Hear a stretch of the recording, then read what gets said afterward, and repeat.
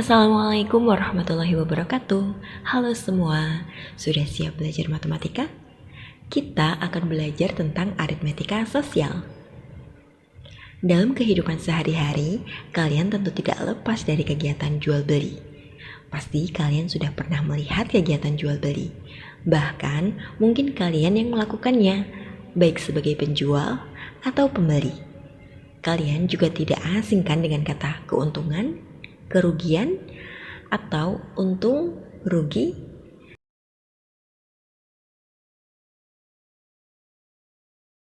Nah, kita akan membahas tentang keuntungan dan kerugian. Dalam pembahasan keuntungan dan kerugian di sini lebih ke sebagai penjualnya. Bagaimana seorang penjual mengalami keuntungan dan bagaimana seorang penjual mengalami kerugian? Yuk simak ilustrasi berikut. Pak Joko seorang penjual bakso. Setiap hari Pak Joko menghabiskan 1 juta rupiah untuk berbelanja bahan baku membuat bakso. Dengan bahan baku tersebut, Pak Joko mampu membuat rata-rata 130 porsi dengan harga Rp10.000 per porsi.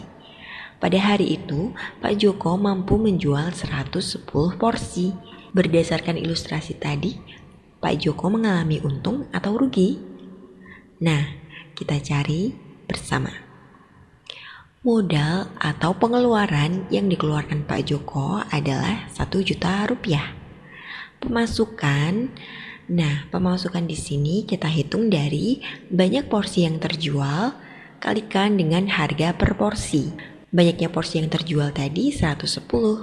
Jadi 110 kali 10.000. Jadi pemasukannya 1.100.000.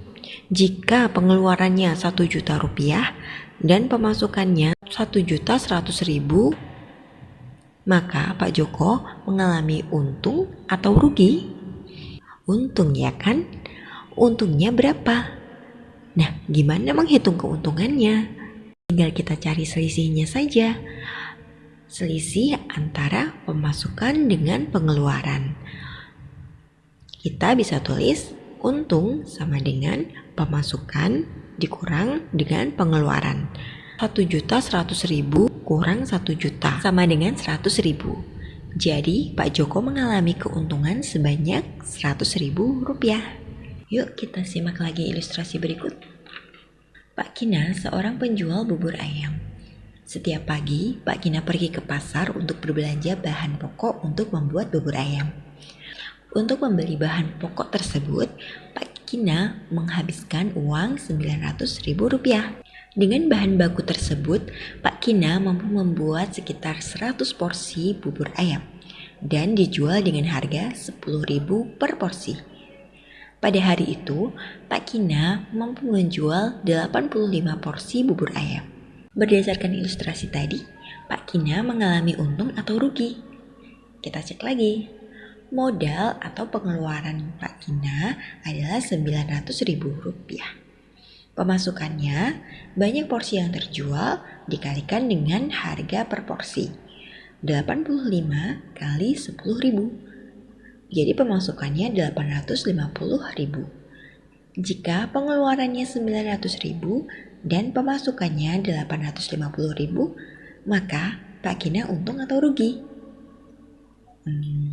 Rugi ya. Kenapa rugi? Karena pengeluarannya lebih banyak dibandingkan pemasukannya. Lalu gimana menghitung kerugiannya? Sama dengan sebelumnya, sama dengan mencari keuntungan tadi, kita cari selisihnya. Pengeluaran kurang pemasukan. 900.000 kurang 850.000 sama dengan 50.000. Jadi Pak Kina mengalami kerugian sebanyak Rp50.000. Kita simak lagi ilustrasi berikut ini. Pak Anto seorang penjual sate.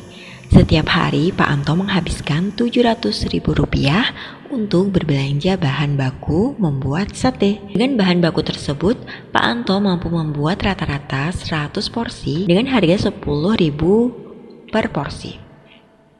Pada hari itu, Pak Anto dapat menjual 70 porsi. Berdasarkan ilustrasi, Pak Anto mengalami untung atau rugi? Cek lagi ya. Modal atau pengeluaran yang dikeluarkan oleh Pak Anto adalah Rp700.000. Pemasukannya banyak porsi yang terjual kali harga per porsi, sama dengan 70 kali 10.000, sama dengan 700.000. Jika pengeluarannya Rp700.000 dan pemasukannya Rp700.000, maka Pak Anto mengalami untung atau rugi.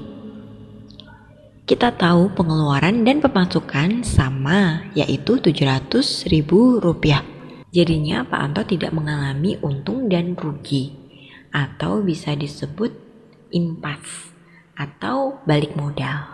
Nah, berdasarkan 3 ilustrasi tadi, jika kita misalkan HB atau harga beli, atau pengeluaran, atau modal, dan HJ, harga jual, atau pendapatan, untuk menyatakan untung, rugi, atau impas. Jadi, mengalami untung itu jika harga jual lebih besar daripada harga beli. Mengalami kerugian jika harga jual kurang dari harga beli.